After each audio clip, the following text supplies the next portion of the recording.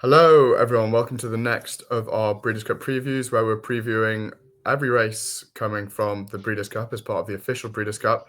And next up, we are looking at the Breeders' Cup Turf Sprint. Maybe not the most sort of universally loved or interested in race, but it's one that will certainly be interesting from a couple of angles. And the first of those that we're going to talk about is the draw. So, why is this so powerful in the Turf Sprint at Del Mar?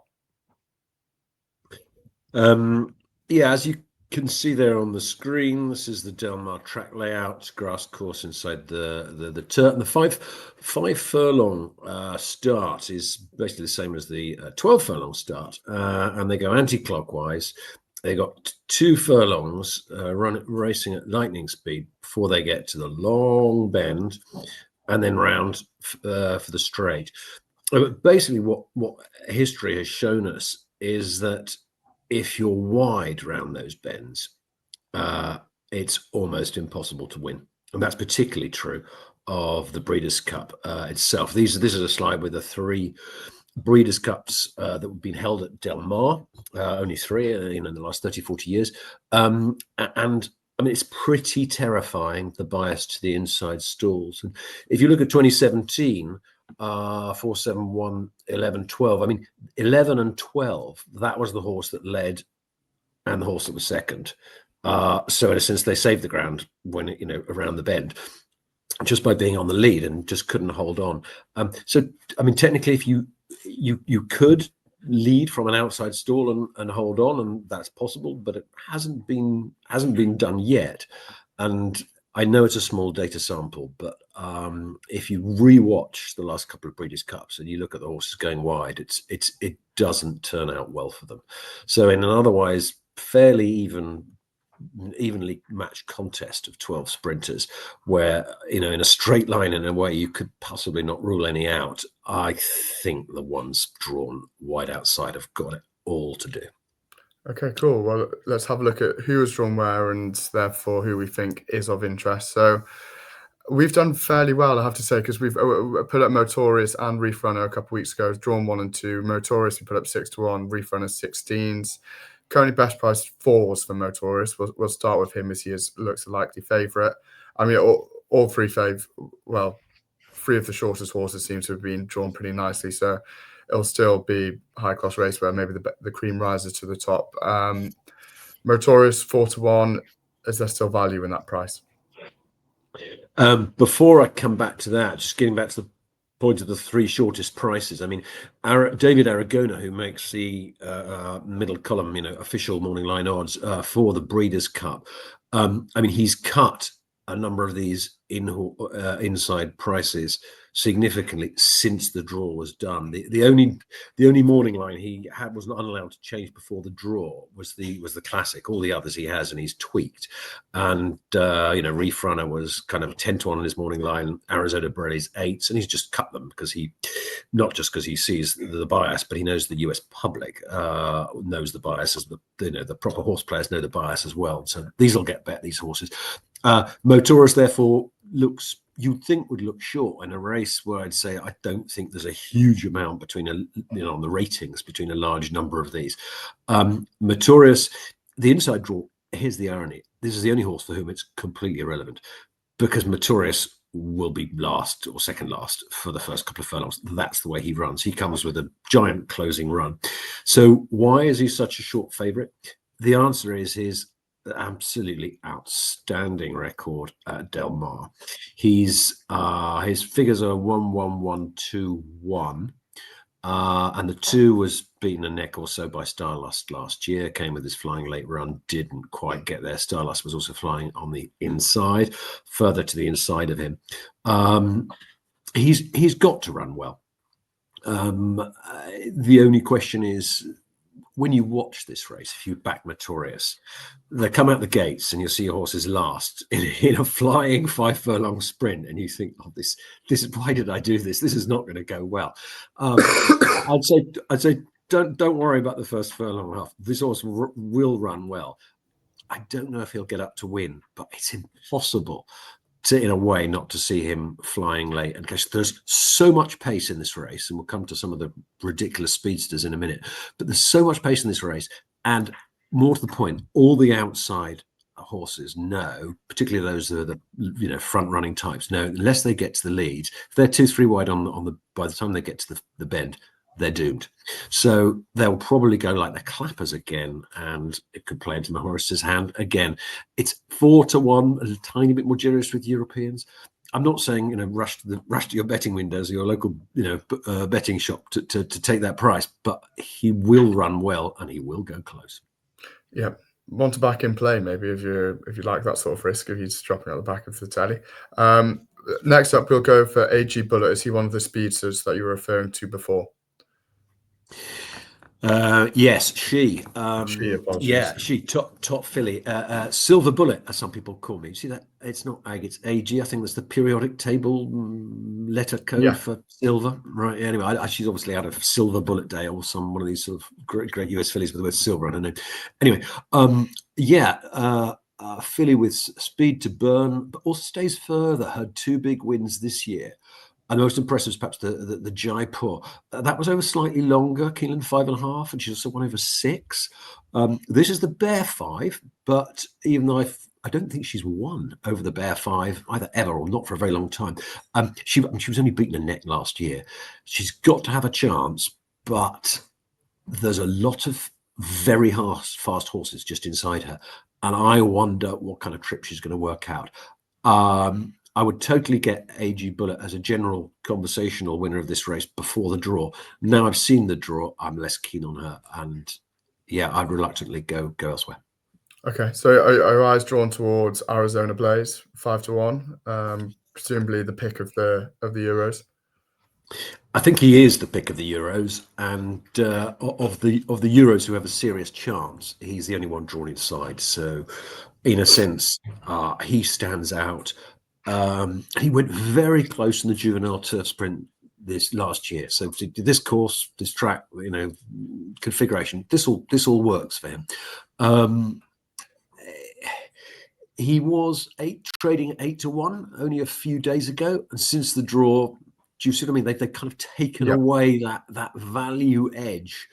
So I'm a little reluctant. I think the other reason I'm a little reluctant, he's had 8 runs last season. Of his last 8 runs, 6 have been really, really good, and 2 have been really, really poor.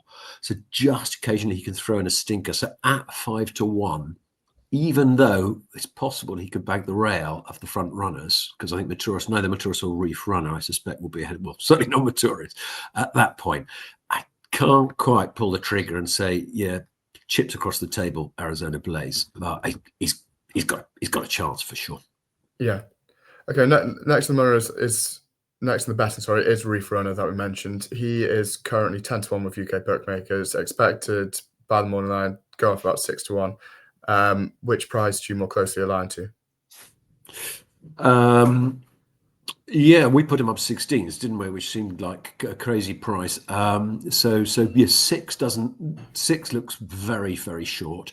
10 still looks fair. He's got that inside draw, and in the green flash, 2 runs back, he was actually first past the post ahead of Motorious. I said Motorious's results at Del Mar were 1-1-1-2-1. His post finishing positions are 1-1-1-2-2. Reef Runner just got home in front, but I can't even work out. I've watched the race back a few times.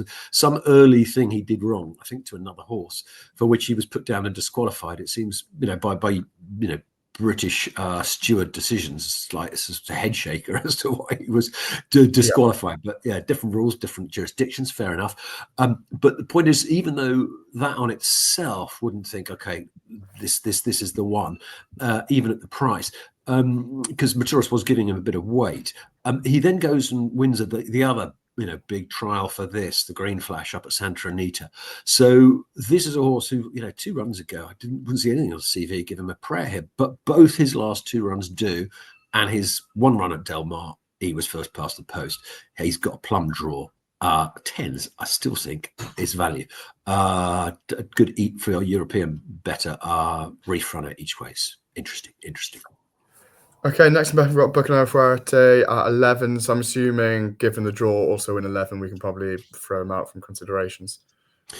That's quite interesting you say that. My notes for this is as underlined, as good as ever. Brackets possibly better since coming back from unsuccessful period at stud. I think he's unbeaten on good to firm ground. He ran really well during the sprint last year. He's completely underestimated the market. What's not to like? And then he drew 11. And so I throw him out.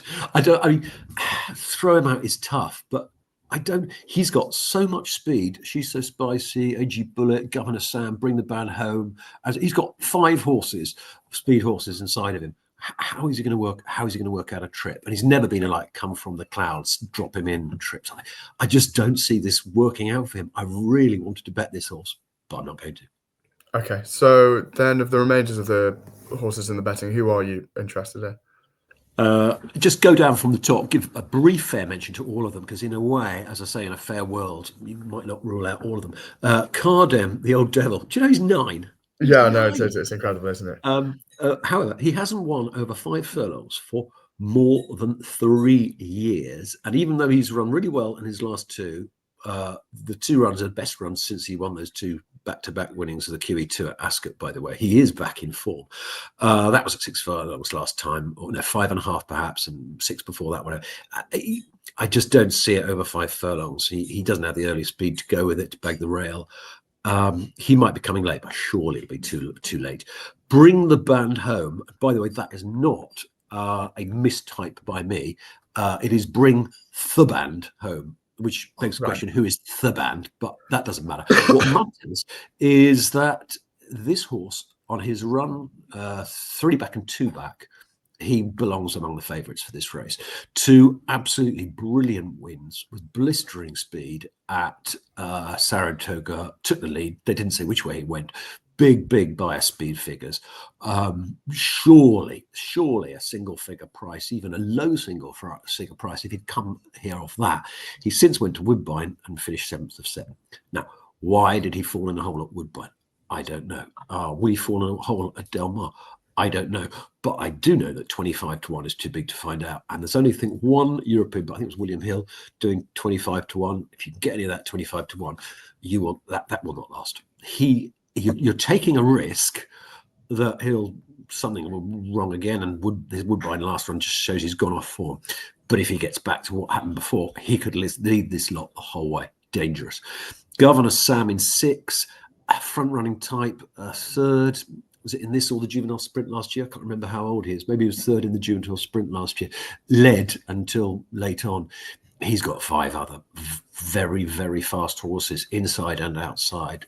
I can't quite get to Governor Sam at 25 to 1. Much prefer Bring the Band Home.